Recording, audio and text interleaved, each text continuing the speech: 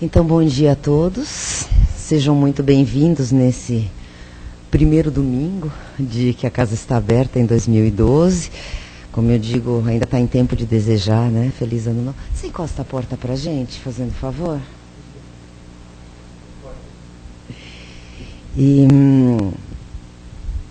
Bom, os nossos dias e horários de palestras, de passes, continuam os mesmos.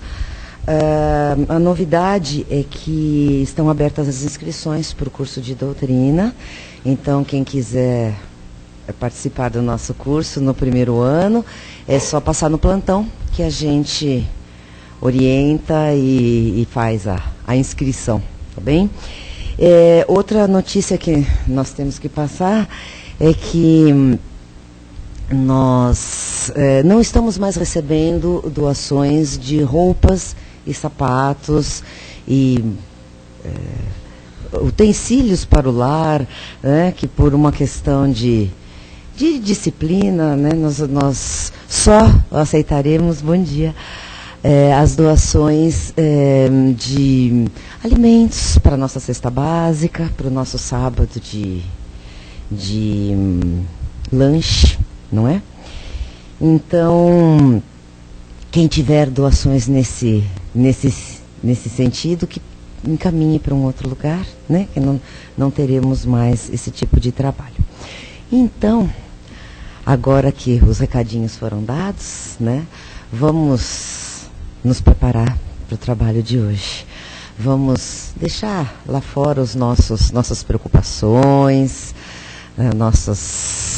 nossa correria, né? Vamos sentar direitinho, quem quiser cerrar os olhos para ter mais concentração, e vamos nos dirigir humildemente, de joelhos em pensamento, ao nosso Mestre Jesus. Amado Mestre, receba o nosso agradecimento pela bendita oportunidade de podermos estar aqui, mais uma vez, reunidos em seu nome. Te pedimos, Senhor Jesus, jorra um intenso jato de tua luz sobre esta casa abençoada que nos acolhe com tanto carinho. Abençoe a todos aqui presentes, encarnados e desencarnados. A todos que vêm aqui buscar auxílio, amparo. A todos que vêm aqui trabalhar, aos nossos abnegados amigos, que de há muito já preparam a casa para nos acolher de forma fraternal. Dai-nos, Senhor, desta forma, a permissão para dar por iniciada mais esta tarefa do dia de hoje. Hoje, então, agora mais harmonizados, né? Vamos receber o nosso amigo Serginho, que vai sempre fazer uma palestra interessante para a gente, né, Sérgio? Seja bem-vindo.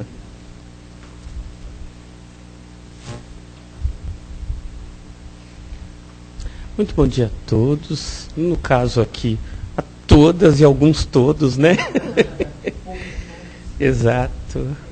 A gente vê que a questão da espiritualidade ainda atinge mais o coração feminino, em todos os aspectos, viu, gente? Não é só na doutrina espírita, não. Se a gente for nas igrejas, a gente vai ver que a mulher, ela tende a ter... E tem a ver com a palestra de hoje. Essa questão da espiritualidade tem a ver com uma questão de afetividade. A questão de afetividade, ela começa no momento em que a mulher está esperando um filho. Ali... Antes até, mas ali a questão da afetividade é muito premente, porque ela começa a ter noção de afeto com a ligação espiritual que ela mesma ainda não compreende. E ali começa uma questão da experiência feminina. Para a criança que está vindo, agora vamos falar dentro da linguagem da doutrina espírita, o espírito ele começa o processo de esquecimento, quando ele está no processo está aproximando o período de reencarne dele. A mãe, nesse período, vai passando a sua experiência afetiva, de amor, de afeto, de sentimento puro mesmo, com a criança, e a criança, então, ela vai se acalmando e tendo uma experiência de afetividade antes de nascer. Piaget, ele fala o seguinte, que foi a questão da educação, e ele fala sobre a afetividade, que todo o processo emocional do ser humano é uma mistura cognitiva e afetiva. Ele fala isso na questão da educação, mas isso tem a ver com todo a formação humana. A criança, por exemplo, quando ela tem fome e ela chora, a mãe já sabe que aquele choro é de fome, não de dor. A questão da afetividade é uma questão sentimental, né? A mãe, quando ela está muito próxima do filho, ela começa a ter a sintonia daquilo que o filho quer, sem o filho precisar falar, sem a criança precisar falar. Isso é afetividade em processo. E aí, o Piaget, quando ele fala que a questão cognitiva e afetiva monta os moldes do sentimento, ele diz o seguinte: quando a criança então está chorando por fome, depende da forma que a mãe vai amamentar, a criança vai ver que a saciar aquela fome é amorosa ou não. Depende da forma que a mãe está ensinando para a criança que aquilo deve ser feito de uma forma e não feito de outra, a criança vai entender que aquilo tem que ser feito de uma forma harmoniosa ou não. Notem que a afetividade é um sentimento muito forte e vai acompanhar a gente por toda a nossa vida. É por isso que dizem que quando as grandes responsáveis pelos matrimônios futuros são as mães. Por que as mães? Porque aquela criança, aquele filho, aquela filha vão ser adultos que vão casar, mas eles vão estar pautados na experiência dentro de casa.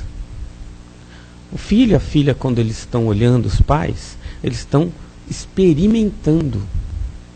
Então todo mundo que está à nossa volta quando a gente é criança serve de experiência para nós. A gente está moldando nossa moral. É por isso que a gente fala que a educação não é no grito, não faça. Não se educa assim. Não se educa falando para a pessoa que não é isso ou não é aquilo. Se educa conversando. O sentimento de olhar no olho, de explicar para aquele espíritozinho que está começando qual a melhor maneira de se portar. Educa-se dando experiência com a própria experiência. Quando a mãe ou o pai fala para a criança, olha, fala que eu não estou, a criança está criando um novo vínculo afetivo de engano. Então é certo mentir. Porque minha mãe mente, meu pai mente, também vou mentir. E quando a criança naquele momento mente, e a mãe, não, você não pode, mas ela já experimentou isso, porque ela viu o pai ou a mãe em algum momento fazendo.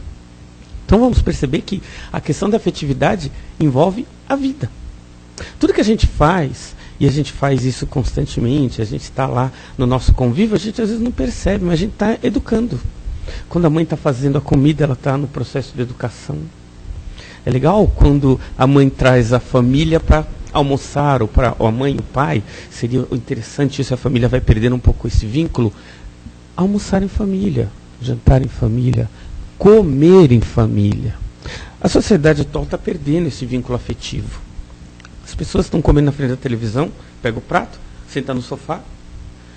A alimentação sólida, por si só, ela serve apenas para o corpo. A gente esquece que a alimentação ela traz processos energéticos que alimentam o espírito. E para a gente poder ter isso vinculado ao nosso próprio processo de evolução, a gente tem que entender que a oração, quando a gente ora no momento da alimentação, a gente está melhorando o ambiente e o alimento para a gente. E muitas pessoas esquecem disso.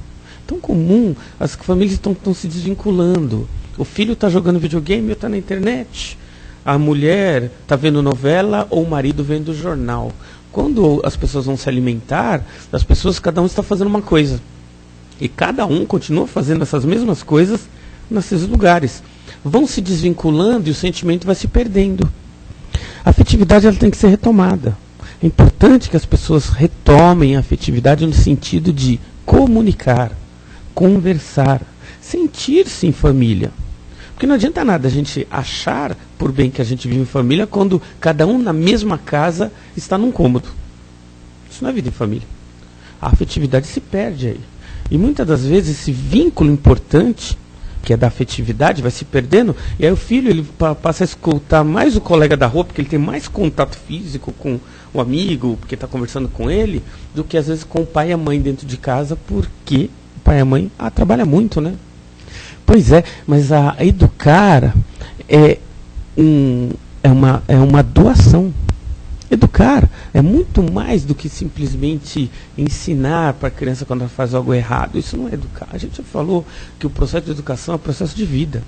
Nós estamos constantemente educando uns aos outros. E o comum, e a gente, quando falar do processo de educação dentro da afetividade, a gente não pode esquecer o Kardec, no Livro dos Espíritos, questão 656, quando ele trata do casamento, os Espíritos falam, né? O casamento é o mais alto grau evolutivo que o homem atingiu até os dias de hoje. Porque a partir do casamento, o homem começou a ter uma vida conjugal com uma única parceira, e aí consolidou-se aquilo que a gente chama de família. A partir dali, as famílias começam a progredir, a sociedade evoluir. A evolução social que se tem hoje é graças à unificação do casamento. Porque se nós vivêssemos em regime tribal, onde as pessoas viviam cada um com umas ou com várias, não haveria o processo evolutivo. As famílias não haveriam o processo de a ligação amorosa que existe hoje. Não haveria. E aí nós veríamos sim, os processos bárbaros, eles progrediram por muitos anos justamente por falta desse convívio matrimonial. Então, hoje nós trazemos o assunto para a gente não esquecer que a afetividade ela tem que ser trabalhada, treinada constantemente.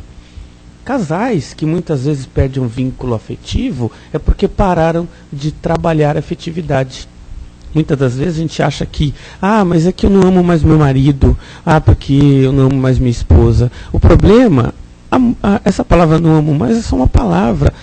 Quando para-se de se trabalhar a afetividade, o sentimento também para de ter vínculo. A gente para de chamar aquela pessoa de meu amor, a gente para de ligar no meio da semana para aquela pessoa, a gente vai parando. Por que a gente para? Porque a gente está muitos anos casados? Porque a gente está muito tempo em convívio com a pessoa? E isso não acontece só com quem já é casado. Tem gente que namora um ano, depois de um ano é como se fosse casado. Aí já não liga mais para a pessoa, nem telefona. Já é minha, já está comigo. E a gente vai notando que esse é um processo que vai matando o vínculo afetivo. São processos assim que vão acabando. Muitos casamentos, nos dias de hoje, acabam porque o vínculo afetivo vai se desvanecendo com o tempo. Chega um momento em que o casal nem se vê mais. Por quê? Trabalha muito? Porque tem muito programa interessante na TV? Porque não conversam mais. As pessoas vão parando de conversar, vão parando de se entender e vão, com o tempo, se distanciando, ao ponto de muitas vezes vão numa comemoração o casal e um não tem nada para falar com o outro. É comum, às vezes a gente vê, e isso é uma constatação, nós vamos em algum lugar em que tem um casal que um está de frente para o outro, num restaurante qualquer, e a gente vê que não tem assunto nenhum, né? Chega tal incômodo que provavelmente hoje na era digital, salva muito isso, né? A mulher ou o homem pega o celular e começa a mexer no celular. E aí começa aquele processo de sair caçando alguma coisa para fazer, porque eu já não tenho mais o que falar com a minha parceira ou com o meu parceiro nesse momento. Onde está o vínculo? O vínculo foi quebrado em que momento? Então tem que se alimentar. É como uma flor, né? O amor e a afetividade é uma flor que ela precisa ser alimentada constantemente. Nós temos que fazer a nossa parte. Muitas das vezes, e a gente percebe isso, mas só eu tenho que me doar, só eu tenho que fazer algo, porque ele ou ela não faz a parte dela. Mas a gente quer realmente que a coisa dê certo? Se a gente quiser, façamos a nossa parte. Façamos o máximo possível para aquilo dar certo. Vamos fazer aquilo começar a realmente a voltar ao que era antes, se a coisa está se distanciando. Ou se ainda, melhor ainda, se não está, vamos manter o laço afetivo. Porque o laço afetivo, ele é com todos da nossa casa. Não é só o laço afetivo mãe, filho. Mãe, mulher, marido, esposa, filho. É todo mundo dentro do lar. A afetividade, ela tem que estar em comum com todo mundo. Não vamos também ser tão agressivo como um amigo meu. Numa certa vez a gente estava comentando sobre esse tipo de assunto. E ele falou, meus filhos viviam no quarto deles lá, na internet, até o dia que eu falei, a partir de hoje vai todo mundo jantar na mesa. Porque eu quero conversar com a minha família. E a esposa, na hora da janta, fazia a janta correndo e ia ver a novela. E ele desligava a televisão. Não, vai todo mundo. E a mulher ia para a mesa e os filhos ficavam no quarto. Ele chamou, um primeiro dia chamou, eles demoraram muito para vir. No segundo dia ele chamou, eles demoraram bastante para vir. No terceiro dia ele subiu, os filhos estavam no quarto lá na internet, ele simplesmente pegou e cortou a ligação. Cortou mesmo o computador. Falou, vocês vão ficar sem agora. Cortou. E não precisa ser tão agressivo. Mas ele fez isso para que as pessoas começassem a ter a mesma sintonia que ele falou, que no começo do relacionamento dele era muito gostoso, porque todos jantavam na mesa, as crianças eram pequenas ainda, e todo mundo conversava sobre o que passou o dia, como foi o dia daquela pessoa, o que ele fez de bom, o que não fez, e aquela conversa foi se perdendo. E se perde muito fácil hoje em dia. E a gente vê isso até nos colegas de trabalho, né? Porque a afetividade também se espalha e se estende até para pessoas que trabalham conosco, esses vínculos afetivos. A gente vê em lugares em que a pessoa vai almoçar umas com as outras e nem conversam. Estamos em 5, 6, 3, 4, sei lá quantos. E não tem a afetividade entre os amigos do trabalho. Porque cada um está na sua vida pessoal. Então a gente tem que começar a realmente retomar a vida. Olhar as pessoas nos olhos, a gente não faz mais isso. Olhar as pessoas, conversar com as pessoas, escutar as pessoas à nossa volta. Muitas das vezes nos relacionamentos, a afetividade é também doação. Muitas das vezes, nós, homens, falhamos muito nisso, porque estatisticamente não, mas isso já é comprovado, num dia, um homem fala 3.000 palavras. A mulher fala 6. Ou seja, a gente tem que escutar mais, né? do que a mulher. Mas eles dizem que a mulher fala muito mais coisas do que o homem, né? Mas ela fala porque ela tem essa necessidade premente de pôr para fora aquilo que ela sente. A mulher trabalha muito mais o sentimento que o homem. É por isso que normalmente, via de regra, o homem precisa mais de um psicólogo do que as mulheres. Porque a mulher, ela fala mesmo o que ela está sentindo. Está falando lá. E nós falhamos ainda nisso, porque a gente muitas vezes não gosta de ouvir, né? Então, a questão da afetividade tem que ser trabalhada nesse sentido. Nós, da nossa parte, nos doar para ouvir mais o que a mulher tem que falar. Mesmo que seja no horário do nosso futebol, né? Então, mulheres, quando for falar com os maridos, não fala no horário do futebol, né? Vocês sabem que naquele horário... Não, agora preciso falar com você, mas... Agora... Então... Melhorem, procurem um horário mais em que a pessoa realmente esteja disponível a escutar. Porque, realmente, a questão conjugal é importante pra caramba a comunicação. Mas é necessário que também haja um momento certo para que a conversa aconteça. Porque senão, sabe o que vai acontecer? A mulher vai sentar do lado do cara, ele vai estar ouvindo a televisão, ela vai falar. Quando o homem fala muito, sim, ok, tá bom. Ele não prestou atenção em nada, gente. Nada. Porque ele olhou para a esposa, olhou para a mulher, mas está de olho em outra coisa. Atenção, nós homens, nós temos uma falha. A mulher, ela consegue fazer mais de uma coisa ao mesmo tempo, né? Dizem que isso é pré-histórico, né? A mulher já tinha que olhar a caverna, olhar o menino, olhar o bicho lá fora. Então, o cérebro da mulher, ele é dinâmico. Ela cozinha, fala no telefone, e ainda consegue olhar lá se a vizinha está falando mal dela. Ao mesmo tempo. O homem não, ele ia para caçar e só olhava o animal. Tanto que quando a gente vai caçar, a gente olha o bicho e só quer pegar ele. Então, nossa atenção é única. Se a gente estiver com duas coisas, pode prestar atenção. A gente não consegue. Então, se o cara está dirigindo, a mulher resolve discutir relação naquela hora, ele vai bater o carro, gente. E não dá para dividir isso. O homem está lá e a mulher, então, você viu aquele dia? Ah, meu Deus... Ou ele dirige, ou ele presta atenção. A mulher, se ela estiver dirigindo, ela consegue muito bem dirigir e ainda falar com o cara. E lembrar de situações que vai constranger ele. Que é um outro grande problema que a gente tem, né? As mulheres, ela têm mente privilegiada. Ela lembra de tudo que a gente fez de errado. E a gente não. Então, esse é um outro... Então, se a gente for matematicamente, a gente for colocar no papel, as mulheres, elas têm muito mais vantagens que os homens. E é verdade, porque ela consegue fazer muito mais coisas. A mulher, ela tem propensão a sentir muito mais dor que o homem. O homem não, é um chorão. A gente, quando fica doente, a gente vira uma criança. A mulher, ela foi feita para dar à luz, então ela foi feita para suportar dores, não só físicas como sentimentais. Um exemplo disso é que a gente vê nos dias de hoje. A maioria dos casais que passam muitos anos, e é a questão da afetividade importante, e vivem muitos anos juntos ali, naquela questão afetiva, quando a mulher morre, o homem morre em seguida. Agora, o contrário já não acontece. Aqueles casais que vivem muitos anos, quando o homem morre, a mulher vai fazer uma viagem. Ela recupera mais fácil, ela consegue viver isso melhor. Os homens não. Na verdade, alguns psicólogos dizem que o homem, ele meio que arruma uma mãe quando ele casa, né? Porque a mulher, ela se preocupa com a roupa dele, se ele está engordando, se ele está bem alimentado, olha, faz essa barba. É a mãe. E o homem, e queira ou não, a questão masculina é bem essa mesmo, né? A gente cria uma dependência. Mas a gente tem que trabalhar isso de forma que essa dependência se torne afetiva. E a mulher, ela sabe disso. Então ela tem que trabalhar de forma que aquilo se torne afetivo e não dependente. Ou seja, os relacionamentos não podem ser de dependência, mas tem que ser de amor. Para que haja amor, é necessário que haja troca. A troca é muito importante, porque as pessoas, de modo geral, muitas vezes a gente vive muito de aparência, né? A gente gosta de apresentar para o público lá fora aquilo que a gente não é.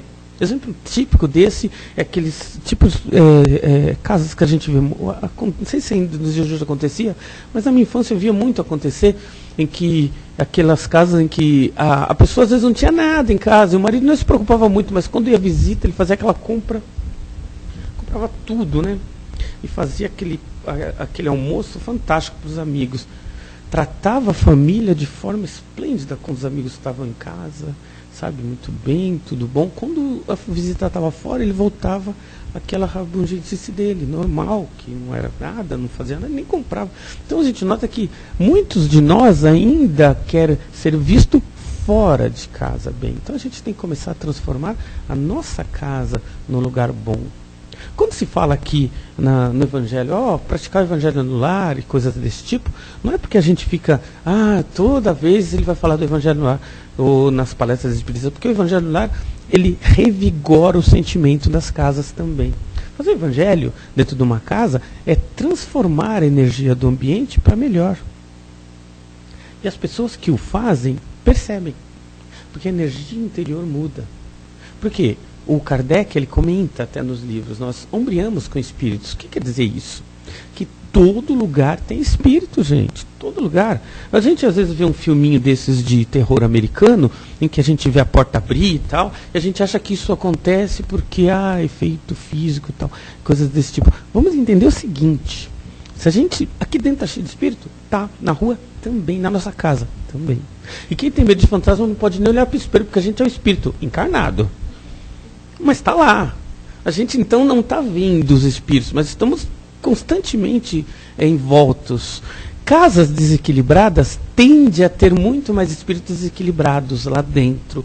Transtornos afetivos acontecem porque os espíritos que estão lá, mais os sentimentos dos casais, que estão atraindo esses espíritos, fazem com que o ambiente se torne insuportável.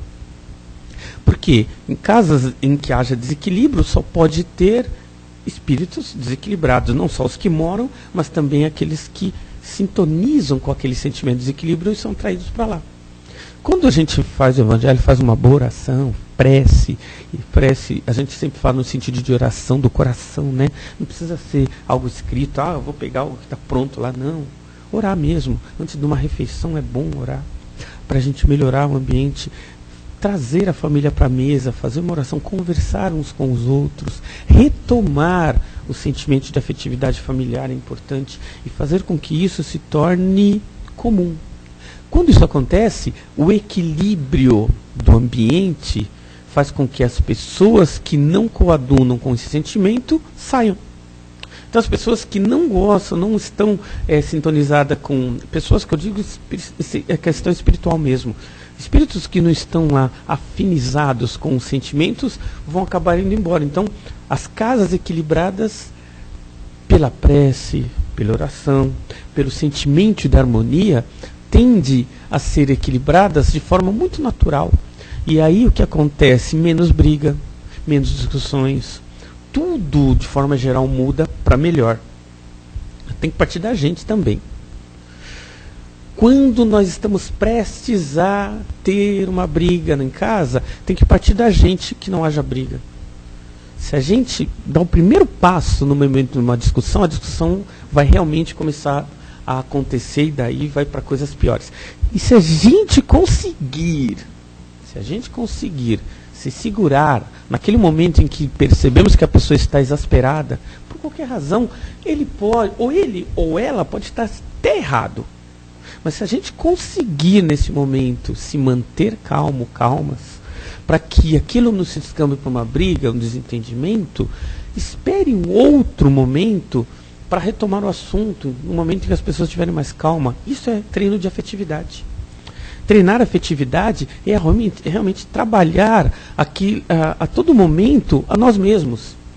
Porque não vai acontecer em nenhum momento de que eu sou o equilíbrio do lar. Todos nós temos nossas rinchas, todos nós temos nosso desequilíbrio. Todos nós, muitas vezes, somos iniciadores das discussões, em todos os momentos. Mas depende de nós para que realmente as discussões, as brigas e coisas e tais não aconteçam. Sim, porque por mais que a pessoa venha predisposta a discutir, seja o marido, seja nós mesmos, se a gente parar em algum momento, falar, vou parar agora e vou num outro momento retomar esse assunto com essa pessoa, no momento que ela está mais calma, a gente já melhorou, a gente está treinando, está fazendo o possível para que haja harmonia. E olha, trabalhar com harmonia não é fácil, porque depende muito da gente mesmo. A gente às vezes quer que a outra pessoa mude. Cada um vai mudar quando estiver no tempo dele ou dela. A gente tem que fazer a nossa parte. Ah, mas sempre eu? Olha, nos dias de hoje, no mundo de hoje, sempre você. Nas situações atuais do mundo, depende mais de nós do que do outro. Então, se a gente pode mudar para melhor a nossa casa, por que não? Ah, mas ele ou ela está errada. Não importa. Retome o assunto num outro momento. Não precisa ser naquele momento de exasperação. Porque ali a tendência é não escutar o outro. Eu falei já várias vezes em outras palestras aqui que psicologicamente, nós homens, a gente não consegue, no momento de discussão, a gente só consegue escutar 2 minutos do que uma mulher está falando para a gente se aquilo for agressivo. Depois de 2 minutos, o homem não escuta mais nada. Então não adianta você falar 5 minutos com ele, ele só ouviu os 2 primeiros. Os outros 3 minutos. E é verdade. Por quê? Porque quando você está discutindo com a pessoa, depois de 2 minutos, principalmente com o homem, né? Você está discutindo, depois dos 2 primeiros minutos, ele começa a buscar no sua lembrança cerebral aquilo para contra-atacar. Então a discussão já não é para ter equilíbrio, é para saber quem está certo. Notem que então discutir não serve para nada. É verdade. Se a gente for pensar bem, toda e qualquer discussão não serve para nada.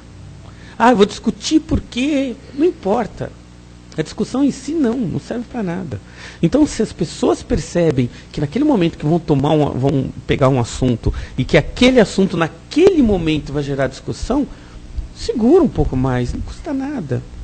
Por isso que a gente sempre fala, depende da gente, não do outro. A outra pessoa não vai mudar. Né?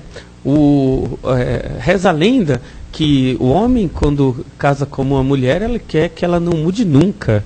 E a mulher, quando casa com o homem, quer que ele mude já.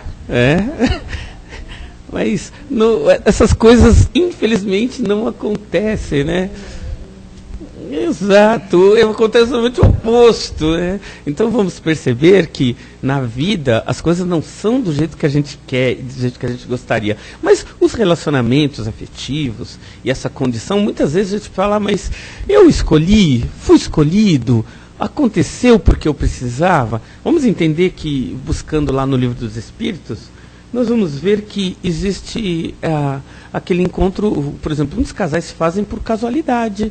Não é nem todo caso do relacionamento porque eu encontrei em outras. Não, essa é a primeira vez que eles estão se encontrando, isso é normal.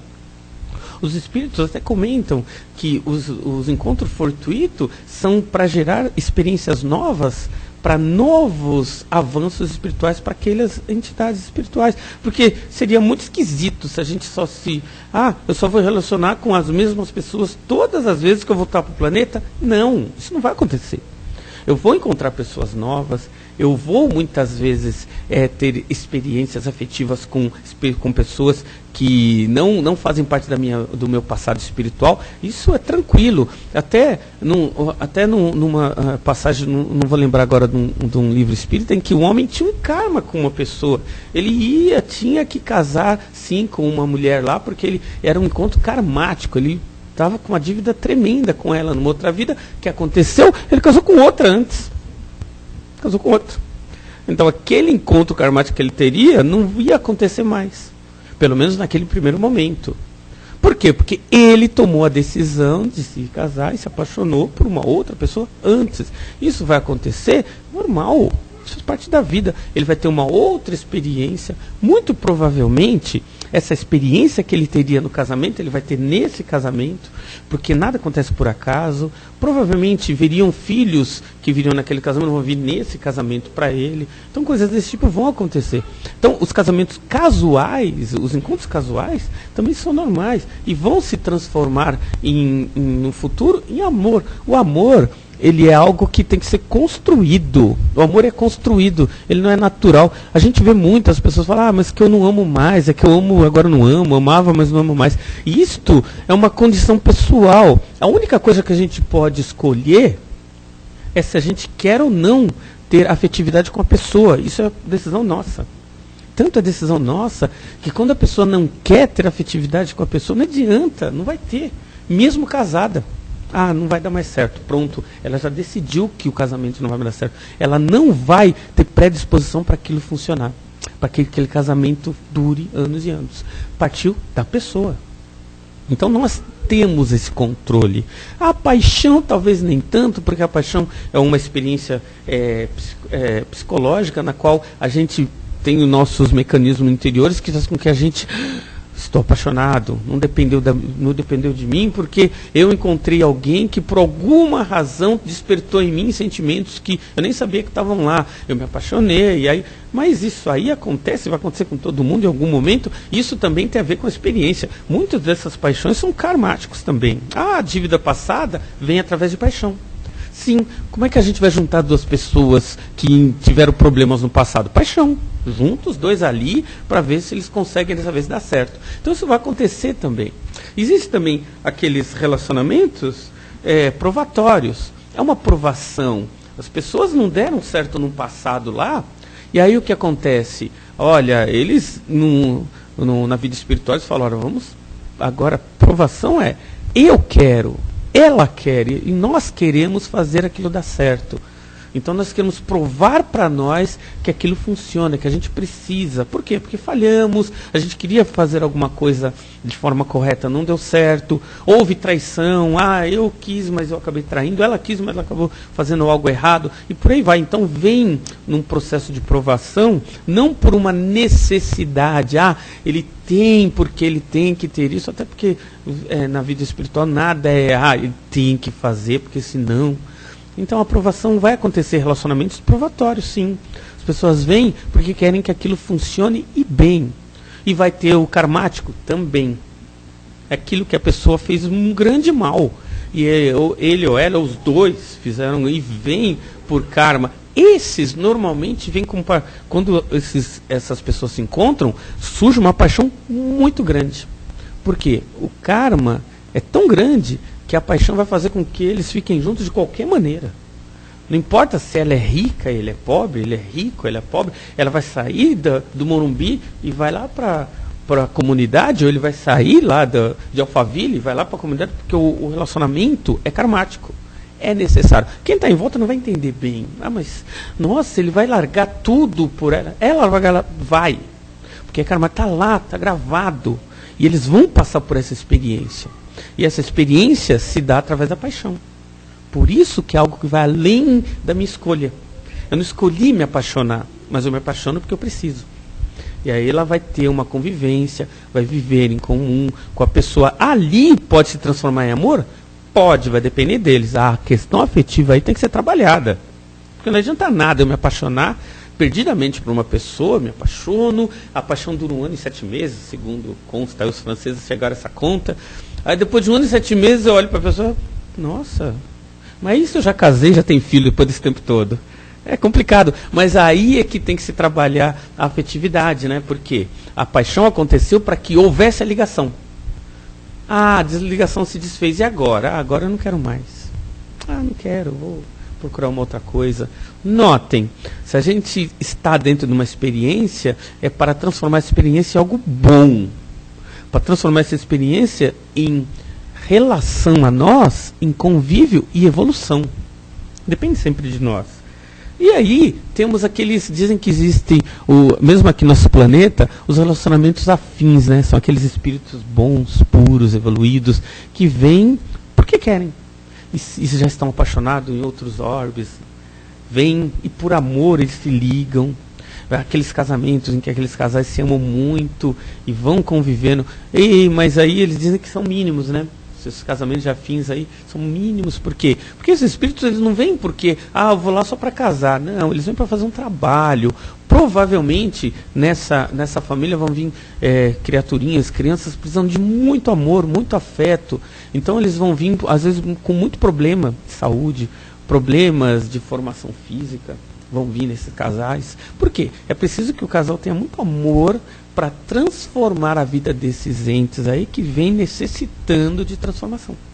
Então eles vêm para trabalhar. Eu vou renascer na Terra porque eu amo fulano. Não.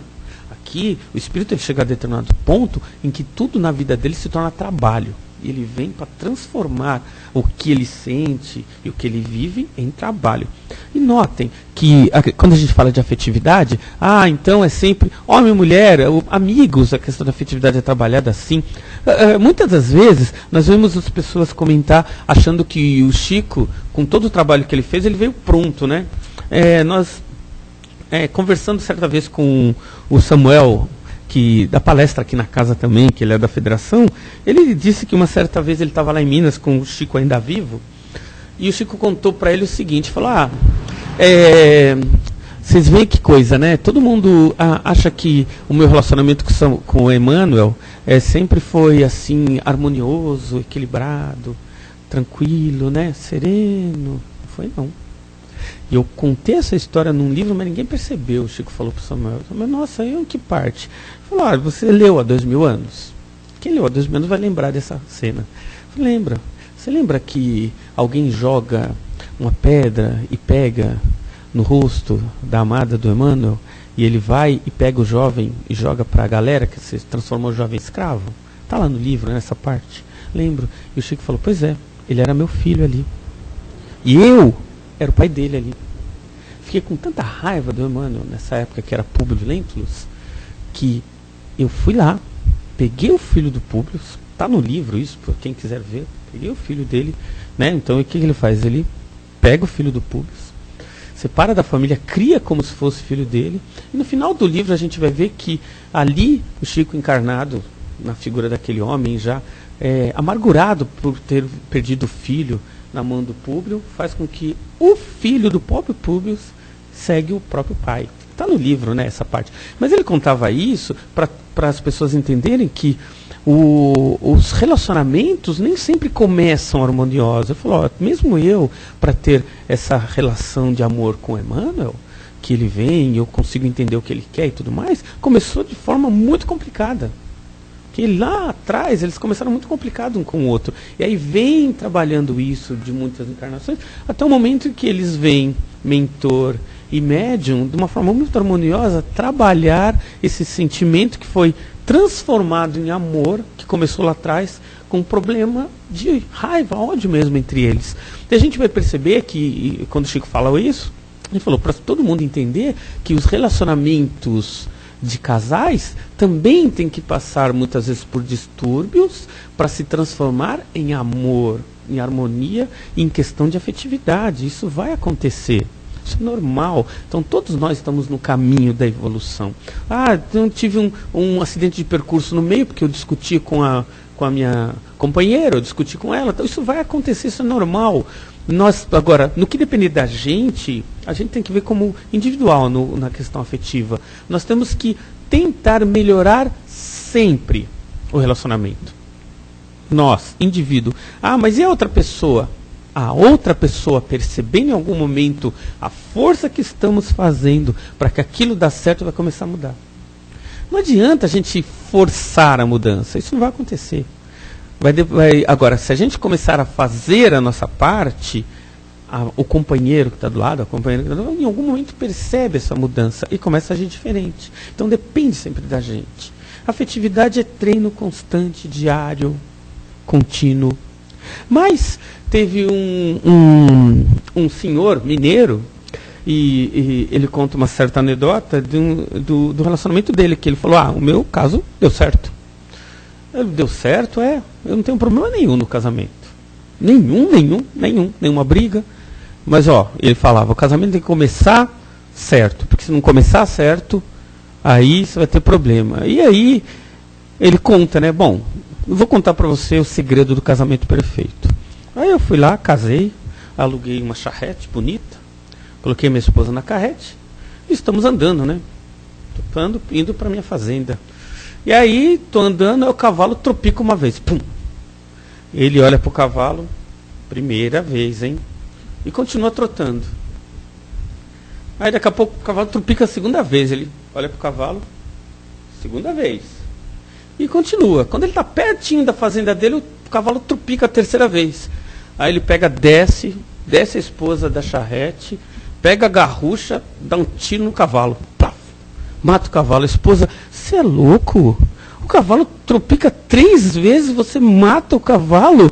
Mas o que você tem na cabeça? Nós acabamos de casar e você faz uma atrocidade dessa? E você isso? E você aquilo? E você no que? Ele olhou bem pro olho dela e falou, primeira vez. Nunca mais teve briga. Muita paz a todos.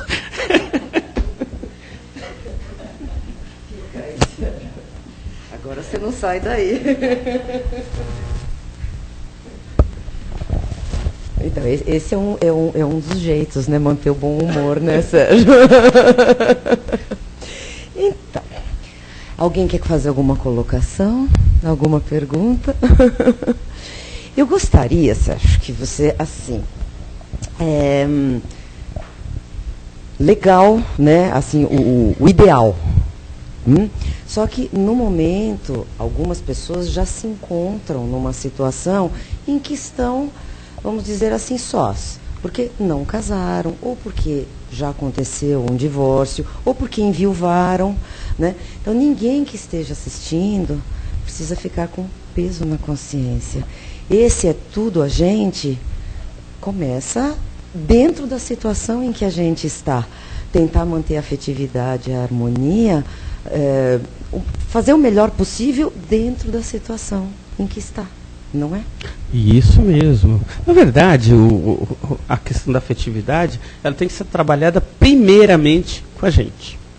Auto-amor, né? O Divaldo até tem uma palestra falando do auto-amor. As pessoas muitas vezes, quando não se amam, e se amar não é efetivamente, eu me amo e agora eu quero tudo para mim. Não é isso. O auto-amor é algo que você preocupa-se consigo e com o outro. Quando a pessoa não se ama, ela se preocupa com o outro e não consigo. Então, quando ela não se ama, ela se dá muito para o filho e não se dá nada. Se dá muito para o marido e não se dá nada. E quando está sozinha, como ela nunca se deu nada, ela fica vazia. Então, esse é um problema sério. A pessoa realmente tem que buscar o auto-amor. Ela é importante. Nós somos importantes. Nós temos importância no mundo. A questão da solidão, no sentido físico, ela só existe quando a gente não se ama. Porque a gente se sente só. Então, a gente tem que buscar dentro de nós o auto-amor, a reconstrução de si e buscar depois, fora de nós, ora, eu não tenho meu companheiro, mas eu vou sair com minhas amigas, vou ter amizade, eu vou ter pessoas importantes à minha volta, eu vou fazer algum trabalho, nem que seja caridoso, eu vou ter atividades. Quando a pessoa começa a se doar, fazer algo, ela começa a deixar de se preocupar consigo também, porque quando eu fico muito só, é porque também eu estou deixando de fazer muita coisa. Eu estou tendo tempo demais para pensar só na minha vida. Se eu estou com tempo extra pensando só na minha vida, usa esse tempo extra para fazer algo para o outro. Vai num hospital, olha, vamos numa casa em que tem os velhinhos olhados. Vamos numa casa em que tem crianças que os pais não tiver, por alguma razão, deixaram por lá, não importa. Comece, olha no olhinho das criancinhas nos orfanatos. Aí a gente vai começar aqui, opa, não estou sozinho. Olha quanta gente precisa de mim.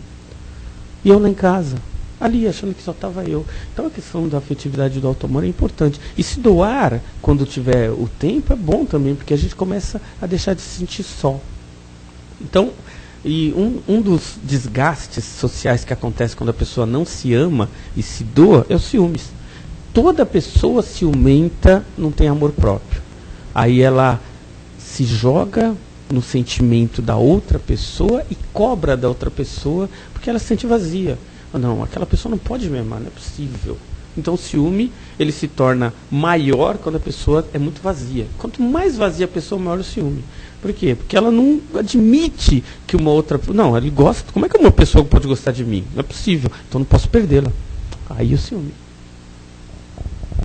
Mais alguém? Alguma colocação, pergunta? Só uma pergunta. No caso que você falou do trabalho da afetividade, a impressão que se dá é que quando você trabalha a afetividade, as coisas dão certo, né? Mas a gente é correto interpretar que isso significa de que necessariamente, no caso de um casal, tem que se ficar junto, porque eu vejo alguns exemplos de casais que depois da separação a afetividade aumentou muito mais, o respeito aumentou muito mais. Então, acho que não necessariamente o fato de você trabalhar a afetividade se traduz em uma união como casal, morando na mesma casa, né? Porque até no livro dos Espíritos, os Espíritos dizem, né, em relação à separação, que quando a coisa trava muito, né, e você fica numa situação muito complicada, o melhor, por vezes, é o afastamento, porque é a única maneira que você tem de alcançar alguma evolução, né, do que numa situação em que você, por muitas vezes, acaba se afundando ainda mais em termos de débitos, de complicações, de sentimentos rancorosos, né? Então, essa questão da afetividade, se a gente for ver a questão do livro dos Espíritos, eles comentam o seguinte, né? Se a gente for levar o pé da letra ali, no livro dos Espíritos, ele fala quando realmente algo muito grave estiver premente. Então, se separa. Mas aí, se a gente for ver ao pé da letra, no livro dos Espíritos, se for levar por ele, só se for matar um ou outro, né, que se separa. Mas a gente tem que ser mais brando, né? Muitos casais realmente chegam a um determinado ponto em que a afetividade se esvai de tal forma em que não tem convivência. E muitas das vezes, quando se separa, o convívio com eles se torna muito melhor do que quando estavam juntos. A afetividade, ela não está, realmente, você está certo, ela não está atrelada à vida em comum. O que nós comentamos aqui da vida em comum é, enquanto estarmos juntos, fazermos o possível para manter aquilo de forma harmoniosa e equilibrada.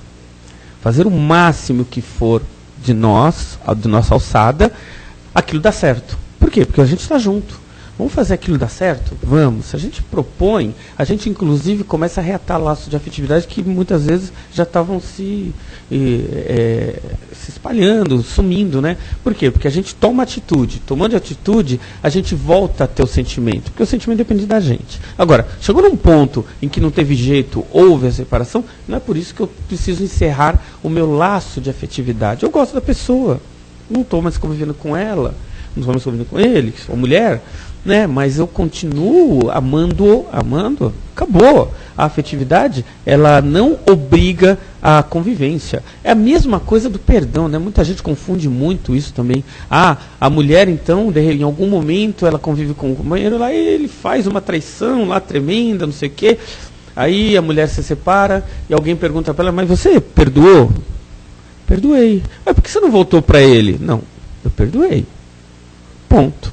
Perdão é a mesma questão da afetividade, né? O perdão não é, eu perdoo e vou fazer as mesmas coisas que eu fazia com a pessoa antes. Não, não precisa. Perdoar é não ter de nós os mesmos sentimentos de rancor, de raiva, todos aqueles sentimentos que ficam autoalimentando a destruição da gente. A gente perdeu isso? Se a gente conseguir manter isso longe da gente, a gente perdoa. A questão da afetividade é a mesma, né? A gente não precisa estar, então, convivendo na mesma casa, no mesmo ambiente. Está corretíssimo. Nos dias de hoje também o mais comum é vermos casais a afetividade separados do que juntos, né? Também a gente fica com a consciência tranquila de que fizemos isso tudo, mesmo. né? Vou dormir tranquila porque eu fiz tudo que eu podia, fiz a minha parte. Então, né? isso é o mais importante. Não é? Isso mesmo. Mais alguém? Muito bem, então, muito obrigada, Serginho. Muito bem. Então vamos fazer como Deus, que é Pai e não desiste da gente, sempre nos perdoa e nos dá chance de recomeçar, né? Não vamos desistir, vamos sempre nos perdoar e recomeçar, não é?